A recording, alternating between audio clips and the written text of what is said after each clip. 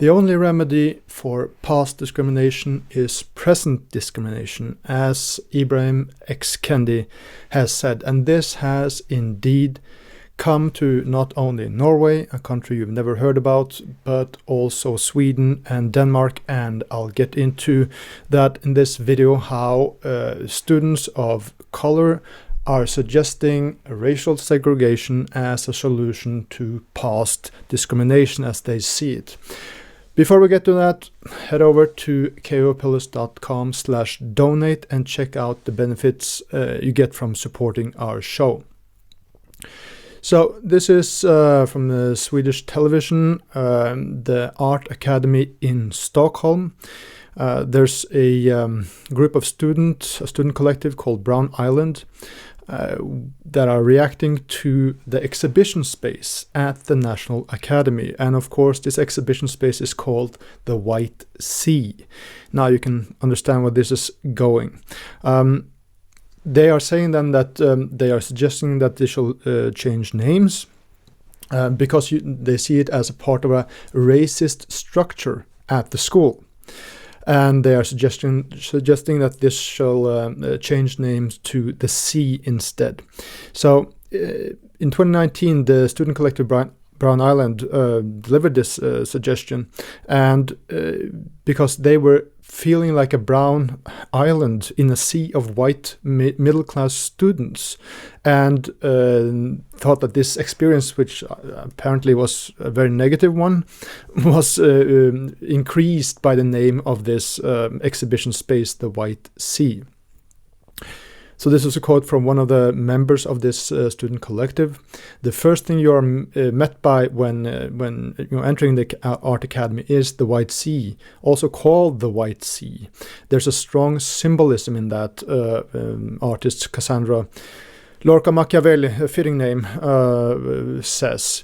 So I wanted to check out the way they are arguing, because as I've said in an earlier comment video, this is really enforcing the idea in the art institution that is already has been present for 120 years of fighting against objective criteria, fighting against rational thinking, fighting against, in other words, your ability to be able to establish yourself, because if there are no objective criteria, then all you're left with is nepotism. So they are problematizing, as it's called, the color of the walls, and they are actually it's quite interesting, because this is really the revolution eating its own children.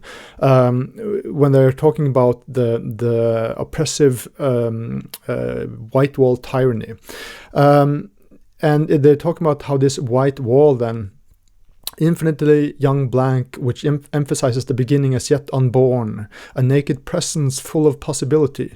Within the art institution, however, the silence and austerity of the White Sea imbues its white smooth surfaces with an assumed neutral aesthetic purity that may not be as innocent as we might believe. So I'm going through this because at some length, because we really need to understand how this, and this is of course the woke idea, the critical theory idea, you go into whatever you look at, and you look at the cultural history, you find some examples of something bad having happened in the past, and you say that this is the whole institution is breathing this poison still today. Of course, people don't know about it, but that's just a proof that it is so.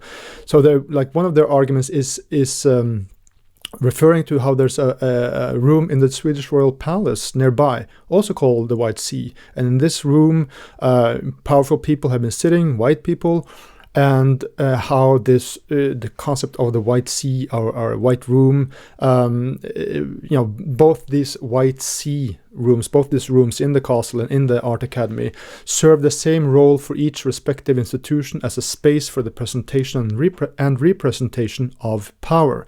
So here we get to a fundamental thing. From the woke mindset, it's all a question of power, who is oppressed, and who the oppressor is. And we know the answer to, I guess, both of those questions. So this is one of their arguments for changing the name of this exhibition space, the White Sea. So, of course, they are mixing in industrialization and mass production. So here's your mandatory critique of capitalism. And this, I think, should be read at some length. They're talking about how these ideas, and this is interesting because they're criticizing modernism here. Ideas began to spread, which proclaimed ornament to be not only in bad taste, but a disease, a retrograde step, a crime that inflicts serious injury on people's health, on the national budget, and hence on cultural evolution.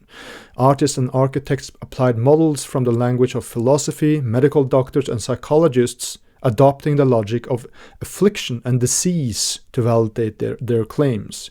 This rhetoric helped shape fundamental modernist thinking still intact today, which describes and villainizes everything and everyone that stands out as stains, as dirt in need of cleaning and purification. So, how modernism then wanted to clean out everything that held back progress. And that the elimination of what was considered out of place was seen as a positive effort to organize the environment, which encouraged support for eugenic and race biology practices, and furthered the othering of non-normative bodies. So here's the other core idea in the woke idea, that you have someone in power and then demanding that everybody behaves like them. So racism, which has which does exist, and there was clear existence of that also in the slave trade earlier. They're saying that that's sort of still breathing. The rooms are still breathing that to this day. Now, what's interesting here, though, is how human beings throughout this manifesto that they've written are always referred to as bodies. So there are no human beings or individuals anymore. There are only bodies, and they go on to talk about how Sweden sterilized 63,000 people in the actually mid 20th century. And then they say this is a part of the modernist tradition the White Sea, that exhibition space, emerges out of. Traumas of contemporary Western history linger within its smooth surfaces. If aesthetics in the modern sense is itself already an anesthetic that removes feeling and calms the nerves, as Beatrice Colomina writes, then this anesthetic doesn't simply suppress bodily sensation, but facilitates the control and even silencing of what has been felt. So, and I think there's later part here, where they talk about how even the color of the exhibition walls. You have one exhibition, then the exhibition is taken down, then they paint over white one more time on the walls so they will be pure, and that is of course interpreted in a political way, in that they want to purify, in other words, to only have whiteness in this room, and this is of course interpreted metaphorically. And painting this white separates it from ordinary life, where there are people of color, etc., etc. So they're portraying this as a absolutely racist thing, and this is also where we get to the really fundamental thing here, because as mentioned, or as we'll get to rather, a lot of this has to do with sidestepping rational arguments and empirical evidence. And there you see here one of the headlines, seeing the invisible. So this is a fundamental thing, that you think that things are okay, but in fact things are not okay at all. And I would like to read one last quote here, where they talk about how the Art Academy, along with other institutions, have, as Sarah Ahmed would explain, become oriented around whiteness as they acquire the skin of the bodies that have inhabited them through history. And then, so the fact that there have been white people in these rooms has sort of stuck to the walls like some evil spirit. So it's like the sin of the skin. And of course, they have found an example of performance where teachers and students wore blackface. And this is also a fundamental thing to understand. They always you can always find examples like that, and it's very emotional the way they are arguing, and to make it really difficult for you to disagree, because no one wants to say no one is supporting racism, but then they're saying that if you don't agree with us, then you are in fact doing so. This is a woman, a professor at the Academy, who has objected to it, saying that the name, the White Sea, has nothing whatever to do with racism, or it's completely absurd to say that it's racist implications in it. And of course, she's been quite criticized for that. And here is the director of the Art Academy. She's saying that there's nothing in the name itself that is racist, but there are possibilities of interpreting it as such, as an improper name, when you look at the conditions in the world. And this is, and she has issued a statement too, where she's saying that, we have to listen to everybody, blah, blah, blah, and have dialogue and so, but the world changes and we change along with it. So you understand that this is a person who will not counter this at all. So this is one of the professors too at the Art Academy, and it's quite interesting what she's saying. The humanities and art that I represent are not always based on evidence-based science. So she's saying then that rational arguments, empirical evidence, is not something we have to relate to. So she's sort of making that into like a patient, and whatever you say that is a solid rational argument is then invalidated. And she goes on to say then that we are challenged to use our ability to judge, and of course in this context it means when you are abandoning rationality and an empirical study of reality. That means a subjective understanding of what is going on, meaning that you can just add whatever daydream or a nightmare you have in your head onto the situation, and no one can argue against it. And she continues then and said this ability is strengthened by the possibility of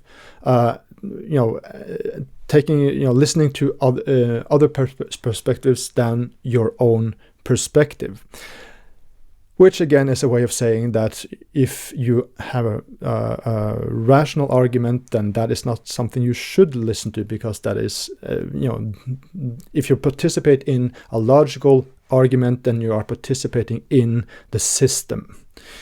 So this is also why I wanted to play this part here. This is one of the students, a member of the Brown Island, and she's asked then what kind of role does it play? What does the name of an exhibition space? What kind of role does that play? Why is that important? Of course, she has to think. And says, "Oh, of course, it plays a role. It's a great role." Searching for some words here. Word affect us. Metaphors, symbols create our world. So this is the crux of the matter. Getting to the heart of the matter here. When you have abandoned reason, when you have abandoned evidence-based empiricism, then you can invent stuff, whatever you want. This is what we are countering. So this is why we need to understand where this is coming from. And we need to understand how they are thinking, because it's interesting. I've been thinking about this. As a classical figurative painter, you really don't have a space at an art academy, so why should I talk about it? Well, the thing is, there's a nobility within the cultural life, and those are the contemporary artists that are really doing what is accepted. Then you have the classical, people are working with the classical culture somehow, of course, 2, 3, 4, or 5 steps below that. Now, what is happening, as I mentioned before, and it's so important to be aware of it, is that even those who are on the top level, then socially speaking, even those are being attacked and subject to cancel culture because they're not woke enough. And that will absolutely not benefit those who are on a lower level, socially speaking. Not in reality, but socially speaking. But the thing is that there's a thing here I guess I forgot to mention, because when we're talking about the solution here, one last quote here, which is really important, because of course it's said in a very nice way. And they want this dialogue and start a discussion, etc. And they're saying, our dialogue also allows us to recognize each other, forming islands where we can rest for a brief moment. On the grass in the summer, on the steps opposite the entrance, in the kitchen cooking together, or in self-organized collectivity.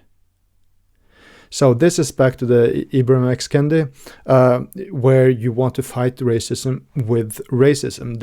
In reality, what they're arguing here is racial segregation. Congratulations, wokies. And so they're finding whiteness all over the place. And I think that's why this is a fitting illustration. Here's a critical theorist fighting against whiteness, as we can see. And the total irony, and I can never get over that point, so you will probably hear it again, is that, of course, the critical theorist is white as well. And that's why I think it's so ironic that you have these people calling themselves the Brown Island, working in a school, which is quite correctly, but not in the way they think, is based on white European men, which is the 18th century concept of fine art that has been exported to the rest of the world through an incredible cultural imperialism that takes over all other cultures, all other disciplines, and completely destroys them. That's what they're working. That's the context in which they are working, and to remedy what they see as a racist problem, the color of the wall, they are using more thoughts from white European men, which is the Frankfurter School and then postmodernists and etc. So I think that's why this was a fitting image. Now, you can see this as less serious, but what I wanted to show you now is that this is going totally bananas in the Scandinavian countries. Scandinavia, of course, is a part of the world you have also never heard about. This is from the Academy in Copenhagen in Denmark. And there, when this starts to roll, it gets increasingly serious. So what I want to show you now is, this is from a Confront, a group there at the Academy. This is the Academy in Copenhagen, and they're going through the video here and showing us, talking about how the man who built it in the late 1600s was involved in, you guessed it, slave trade, and how the royal king Frederick V later gave this to the Academy, to establish an academy. And what they are doing then, this is a cast I should point out, but the action itself is quite telling. They are putting this plastic bag over his head, like it's some ISIS action, a person to be executed here, taking it off its plinth, and then later placing it at the harbour, where they push it into the sea. And again, of course, there's been articles about this. This was just a political statement. We need to have a discussion. They are wrapping this into these nice words, but I think this is there's an aggression here against what they see then as symbolism of oppression. And this is the slave trade, this is the European culture. Of course, they are not touching the fact that Africans and Muslims were much more involved in slave trade than the European slave trade, which doesn't mean that that is okay, but they are totally sidestepping that. And what this reminds me of, and this is a book I really would recommend you to read, this is The Darkening Age by Catherine Nixey.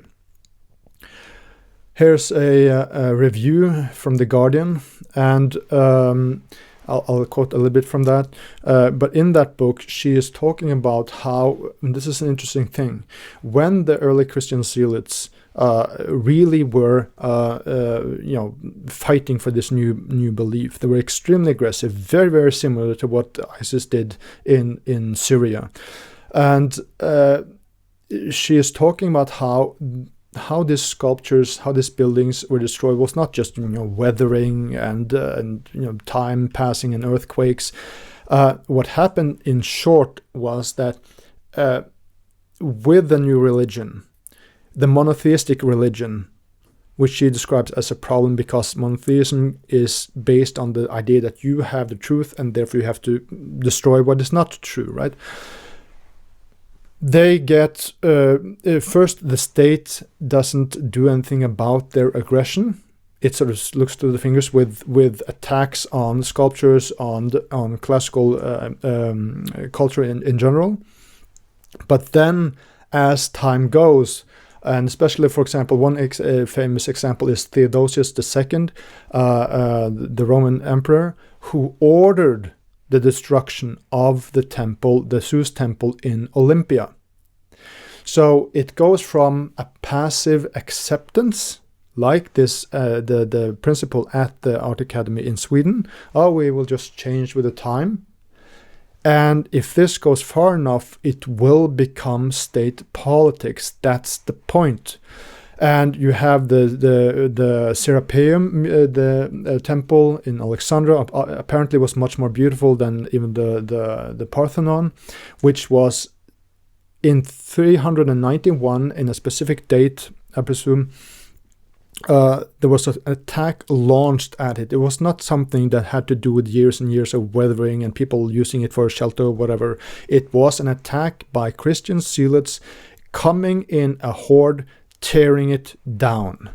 And in this article here that I recommend you also to read, it is referred to one of those zealots, a monk, he's considered a saint in the Coptic Church, but his piety manifested itself in a particularly ugly guise. He was part of a gang of thugs who would break into the houses of locals whose theological views they felt to be unsound and smash up any property they objected to on religious grounds. And this is what we saw here with this group throwing this into the water. And this, by the way, was instigated by a professor at the Academy. So we're still at the point where in the Nordic countries, this is being reacted to, actually. This professor was fired from her job. Of course, she's got a lot of support from other artists and professors, but she was fired. And the interesting thing is that the cultural minister has said, well, this is a sign that the Academy has become too theoretic, too academic. You have to go back to introducing more craft. And of course, this has really turned into at least a little shitstorm against her for trying to force or take away their academic and artistic freedom. So we understand that we are sort of past the point of reforming the academic art academy institution, and going back to Nixey here, she describes how this plays out in the past, and like we've seen here, the action with that sculpture of Frederick V. Here's the Athena Alot, which is a figure that was in a museum in Palmyra, and you see it's broken, and this is what it was repaired after having been smashed and decapitated by Christian zealots in the 4th or 5th century, I believe it was. It's what opens the book by Nixey. So, and of course it has been smashed again by ISIS. Apparently it is more or less back to this state today because it's being repaired. But I seriously believe that this is what we are going to if we do not fight this, if we do not become aware of what these people are thinking, how they are arguing, because the card that they're using is the racist card, is the bigotry card, being some kind of bigotry, and of course that is an immensely effective one. So if you don't know where they are coming from, you might very easily just be scared shitless from that. And that is why I'm saying read Cynical Theories by Helen Pluckrose and James Lindsay, so you can understand what is going on, or go to newdiscourses.com and listen to the podcasts and the videos there, so you can identify this, and we can get back to a situation where this is created again.